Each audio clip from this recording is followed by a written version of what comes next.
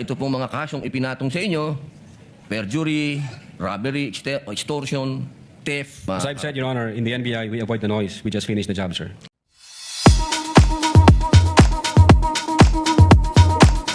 Tuloy-tuloy na po tayo sa ating topic for today. Patawarin niyo ako mga kapatid, mga kababayan, na itong issue kay Pia Cayetano at kay Alan Peter Cayetano ay medyo binabalikan natin. Well, kasi naman sila ang nagmamagaling, no? Ateneo at UP graduate sila. At itong si Pia Cayetano, sobrang reaksyon. 'Di ba? Humihingal pa nga, galit na galit at binanatan itong si Senator Risa Ontiveros yung kanyang itinanong, yung kanyang pagtatanong doon sa impeachment trial. So mukhang mataas ang standard itong si Senator Pia Cayetano.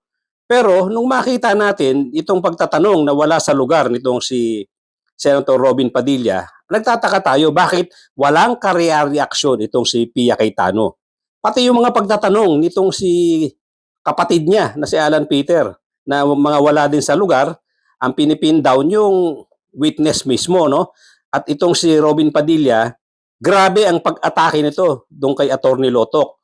Yung mga yung mga personal na. Gusto niya talaga siraan. Sa totoo lang, ang mga senator judges, hindi naman talaga dapat nagsasalita ito ng paninira. Magtatanong sila yung may kabuluhan, hindi yung paninira sa witness dahil sila dapat neutral.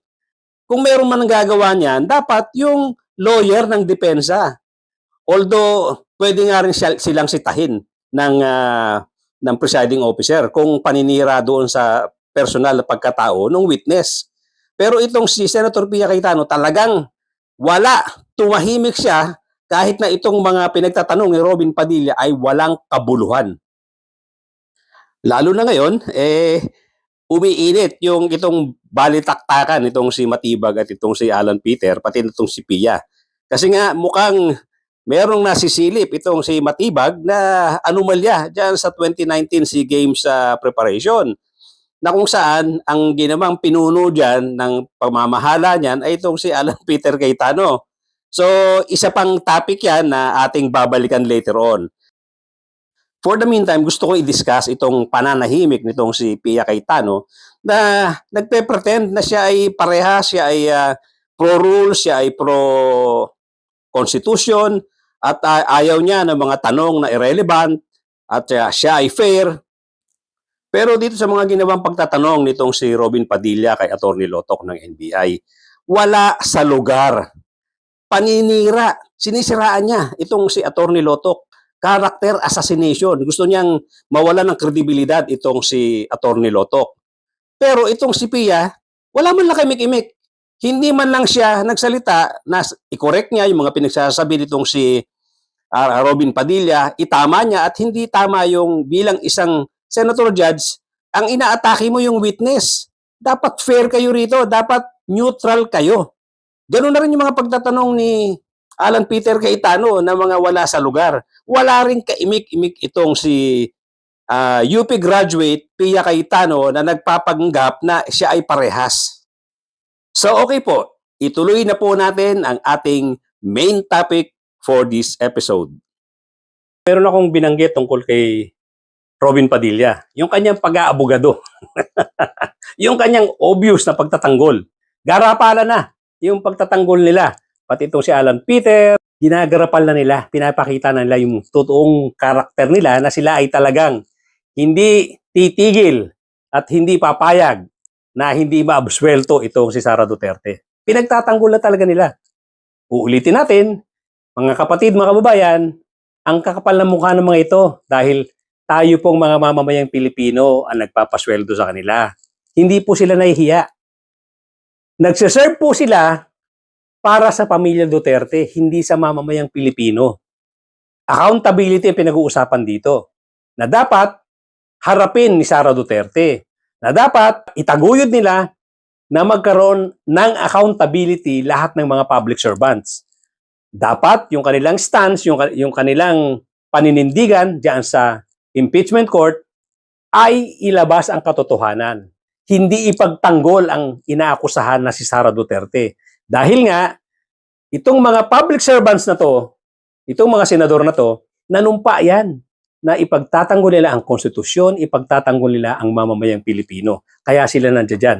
Magsaserve sila, magsisilbi sila sa mamamayang Pilipino. Pero anong ginagawa nila ngayon? Narinig niyo naman ang mga pinagsasabi nitong si Robin Padilla. Bakit po kaya naisip ng direktor na sa BARM po kayo? Kayo po ba ay may kaalaman sa Islam?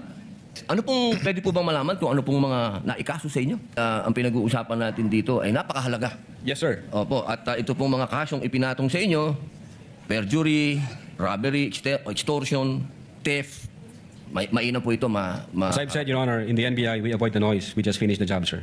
Paano niyang kinarakter assassinate? Paano niyang gustong i-discredit ang pagkatao, ang karakter nitong si Atty. Lotok na hindi naman siya nagtagumpay. Siya ang nagmukhang tanga, siya ang nagmukhang gago dito sa mga pinagagawa niya at nagmukha siyang garapal na senador. Pero ang issue ko dito sa episode na to ay hindi lang si Robin Padilla.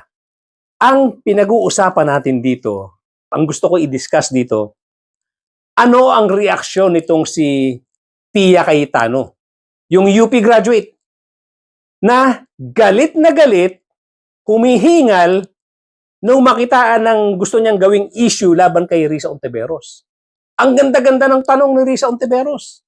Hindi masama ang tanong ni Senator Risa Ontiveros. Medyo pabor pa nga ng konti doon sa side ni VP Sara Duterte. Yung tanong nitong si Risa Ontiveros na ano ang koneksyon ng video ipinalabas nitong si Narbasa doon sa kanyang presentation sa hinaharap na impeachment trial or impeachment case nitong si Sara Duterte. Ano ang koneksyon? Something to that effect, yung tanong nitong si Risa Ontiveros. At galit na tumayo itong si Pia Cayetano. Na parang closing remarks na itong ginagawa ni Senator Risa Ontiveros na parang conclusion na. Anong pinanggagalingan itong si Pia Cayetano? Itong UP graduate na to. Humihingal siya. Galit na galit. Alam niyo naman itong si Pia Cayetano. Wala nang inabangan ito kundi magkamali itong si Risa Ontiveros.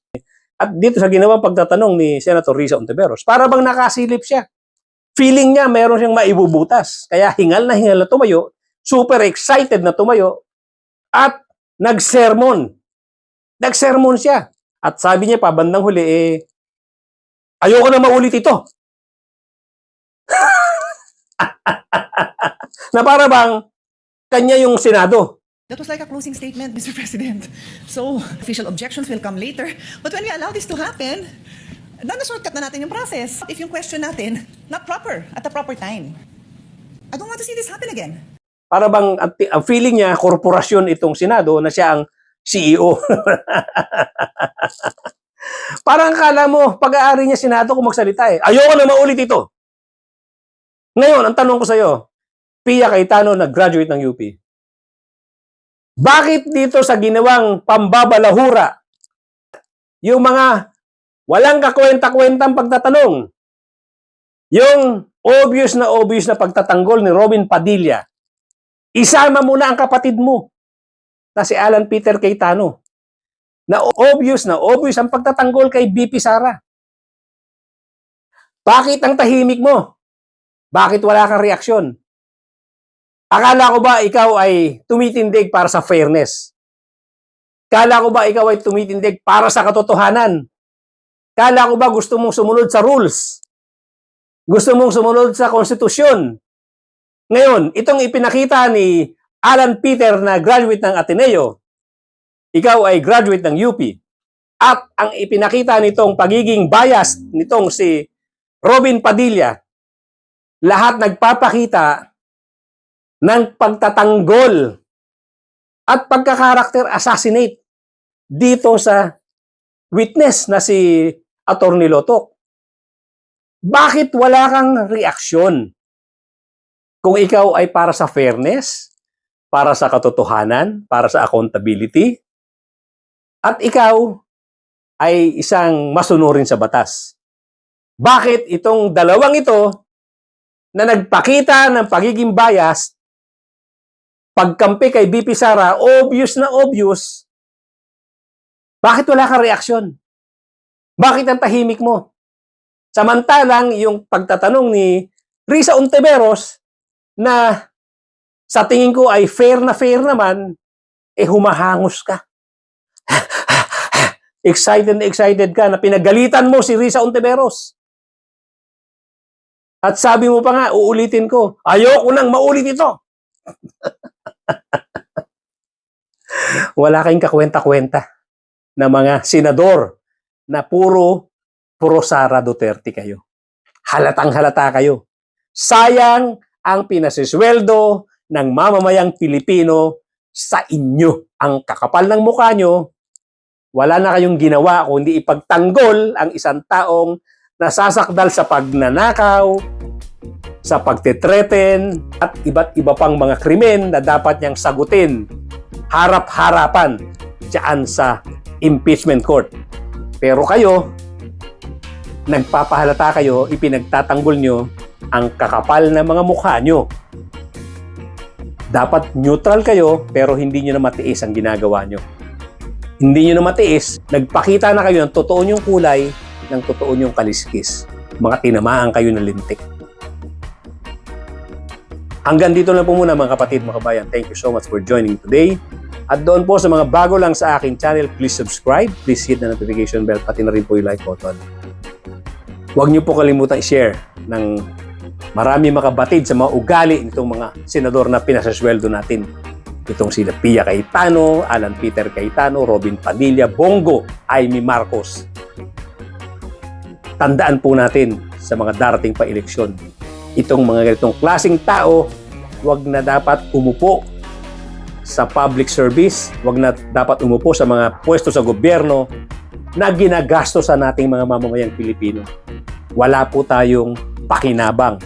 Wala pong pakinabang ang bayan sa kanila. Walang pakinabang ang mamamayang Pilipino. Sila po ay nagkakanya-kanya, kanya-kanyang ambisyon at kanya-kanyang suporta sa iisang pamilya. Wala po tayong pakinabang. Tandaan po ninyo yan. Huwag nyo nang iboto sa mga darating na eleksyon. Thank you so much once again, ladies and gentlemen, at mga kapatid, mga kababayan. Magkita-kita po tayo muli.